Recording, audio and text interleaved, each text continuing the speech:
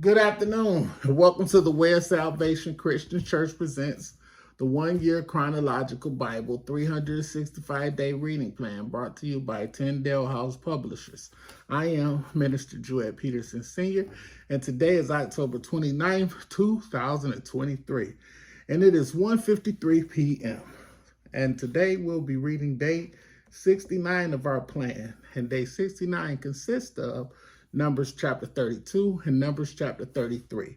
And we'll be reading in the New Living Translation. Numbers chapter 32, the tribes east of the Jordan. The tribes of Reuben and Gad owned vast numbers of livestock. So when they saw that the land of Jazer and Gilead were ideally suited for their flocks and herds, they came to Moses, Eleazar the priest, and the other leaders of the community. They said, notice the towns of Atharoth, Dibon, Jazer, Nimrah, Heshbon, Eleale,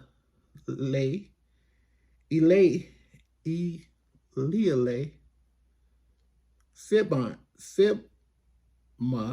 Nebo, and beyond. The Lord has conquered this whole area for the community of Israel, and it is ideally suited for all our livestock. If we have found favor with you, please let us have this land as our property instead of giving us land across the Jordan River. Do you intend to stay here while your brothers go across and do all the fighting? Moses asked the men of Gad and Reuben. Why do you want to discourage the rest of the people of Israel from going across to the land the Lord has given them? Your ancestors did the same thing when I sent them from Kadesh Barnea to explore the land. After they went up to the valley of Eshcol and explored the land, they discouraged the people of Israel from entering the land the Lord was giving them. Then the Lord was very angry with them, and he vowed, of all those I rescued from Egypt, no one who is 20 years old or older will ever see the land I swore to give to Abraham, Isaac, and Jacob, for they have not obeyed me wholeheartedly. The only exceptions are Caleb, son of Jephunneh, the Kenizzite, and Joshua, son of Nun, for they have wholeheartedly followed the Lord. The Lord was angry with Israel and made them wander in Israel for 40 years until the entire generation that sinned in the Lord's sight had died. But here you are, abroad of sinners, doing exactly the same thing. You are making the Lord even angrier with Israel. If you turn away from him like this and he abandoned them again in the wilderness, you will be responsible for destroying this entire nation. But they approached Moses and said, we simply want to build pens for our livestock and fortified towns for our wives and children. Then we will arm ourselves and lead our fellow Israelites into battle until we have brought them safely into their land. Meanwhile, our families will stay in the fortified towns we build here, so they will be safe from any attacks by the local people. We will not return to our homes until all the people of Israel has received their portions of land. But we do not claim any of the land on the other side of the Jordan. We would rather live here on the east side and accept this as our granted land. Then Moses said, if you keep your word and arm yourselves for the Lord's battles, and if your troops cross the Jordan and keep fighting until the Lord has driven out his enemies, then you may return when the Lord has conquered the land. You will have fulfilled your duty to the Lord and to the rest of the people of Israel, and the land on the east side of the Jordan will be your property from the Lord. But if you fail to keep your word, then you will have sinned against the Lord, and you may be sure that your sin will find you out. Go ahead and build towns for your families and pens for your flocks, but do everything you promised. Excuse me. But the men of Gad and Reuben replied, we, your servants, will follow your instructions exactly. Our children, wives, flocks, and cattle will stay here in the towns of Gilead. But all who are able to bear arms will cross over to fight for the Lord, just as you have said. So Moses gave orders to Eleazar the priest, Joshua, son of Nun, and the leaders of the clans of Israel. He said, the men of Gad and Reuben who are armed for battle must cross the Jordan with you to fight for the Lord. If they do, give them the land of the Gilead as their property when the land is conquered. But if they refuse to arm themselves and cross over with you, then they must accept land with the rest of you in the land of Canaan. The tribes of Gad and Reuben said, okay. It said, we're going to read chapter 31. Numbers 32, verse 31. The tribes of Gad and Reuben said again, we are your servants, and we will do as the Lord has commanded. We will cross the Jordan into Canaan, fully armed to fight for the Lord, but our property will be here on this side of the Jordan. So Moses assigned land to the tribes of Gad, Reuben, and half the tribe of Manasseh, son of Joseph. He gave them the territory of King Sihon of the Amorites and the land of King Og of Bashan, the whole land with its cities and surrounding lands. The descendants of Gad built the towns of Dibon, Atharoth, Aroer,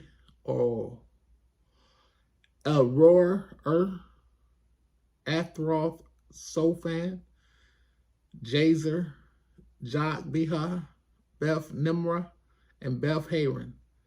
These were all fortified towns with pens for their flocks. The descendants of Reuben built the towns of Heshbon, Elealeh,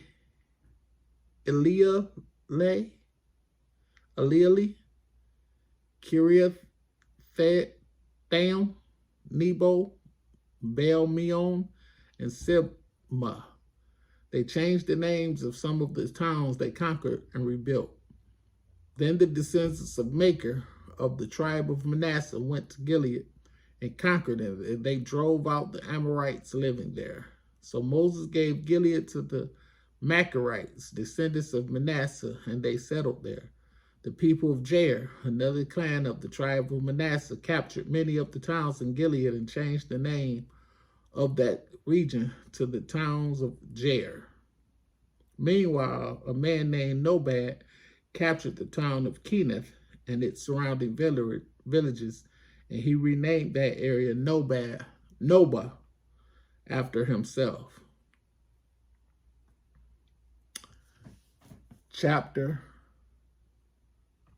33, Numbers 33, New Living Translation. Chapter 33, Remembering Israel's Journey. This is the route the Israelites followed as they marched out of Egypt under the leadership of Moses and Aaron. At the Lord's direction, Moses kept a written record of their progress. These are the stages of their march, identified by the different places where they stopped along the way. They set out from the city of Ramesses in early spring on the 15th day of the first month, on the morning after the first Passover celebration. The people of Israel left defiantly in full view of all the Egyptians. Meanwhile, the Egyptians were burying all their firstborn sons, whom the Lord had killed the night before. The Lord had defeated the gods of Egypt that night with great acts of judgment.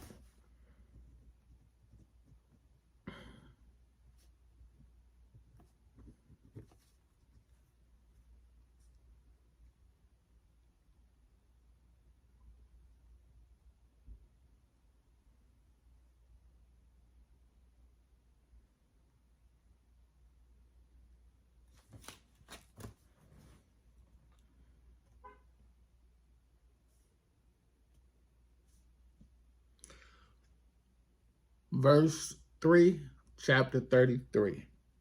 No, verse 5. Verse 5, chapter 33. After leaving Ramesses, the Israelites set up camp at Succoth.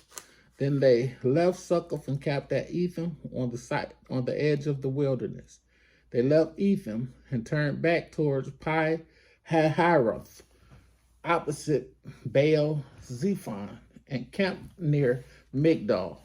They left Pi-Hahiroth and crossed the Red Sea into the wilderness beyond. Then they traveled for 3 days into the Etham wilderness and camped at Marah. They left Marah and camped at Elam, where where there were 12 springs of water and 70 palm trees. They left Elim and camped beside the Red Sea. They left the Red Sea and camped in the wilderness of Sin. They left the wilderness of Sin and camped at Dopka. They left Dopka and camped at Alush. They left Alush and camped at Rephidim, where there was no water for the people to drink. They left Rephidim and camped in the wilderness of Sinai. They left the wilderness of Sinai and camped at Kibroth Hathava. They left Kibroth Hathava and camped at Hazeroth. They left Hazeroth and camped at Rithma. They left Rithma and camped at Rimmon Perez.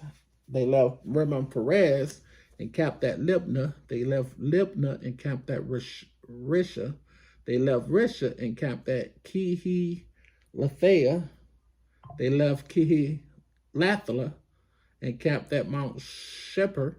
They left Mount Shepherd and camped at Haradah. They left Haradah and camped at Tahath. They left Tahath and camped at Terah. They left Terah and camped at Mithka. They left Mithka and camped at Hashmonah. They left Hashmonah and camped at Mazeroth. They left Mazeroth and camped at Ben Jachin. They left Ben Jachin and camped at Hor Haggidgad. They left Hor Haggidgad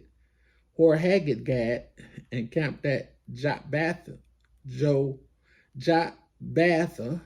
left Jotbatha and camped at Ebrona. They left Ebrona and camped at Ezion Geber. And they left Ezion Geber and camped at Kadesh in the wilderness of Zin. They left Kadesh and camped at Mount Hor at the border of Edom. While they were at the foot of Mount Hor, Aaron the priest was directed by the Lord to go up the mountain, and there he died. This happened in midsummer on the first day of the 5th month of the 40th year after Israel's departure from Egypt. Aaron was 123 years old when he died there on Mount Hor.